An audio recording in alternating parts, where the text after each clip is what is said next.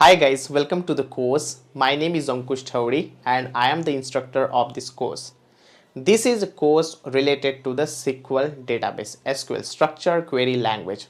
Whenever you want to start your career in the IT industry, you should have some basic knowledge about the database, and yes, this is what I have targeted over here. In this course, you will understand about the structural query language, what is database, what is table, how to insert a data, and lot of many other things we are going to learn in this lecture. This course is not only a practical, obviously it will also have a theoretical sessions.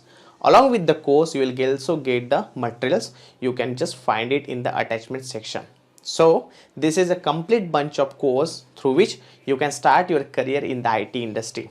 If you have any questions, queries, definitely you can reach out to me. And after you seeing this course, if you think that this course is really helping you to start your career with the IT industry, you can give me a good rating. That will really helpful for me to gain in my personal career also. This course is helpful for the people those who want to start their career in the IT industry, especially in the development area. Not only in the development area, let's say you want to become a SQL developer, PL SQL developer, Oracle DBA, or anything which is related to the database technology. This course is going to be very helpful for you.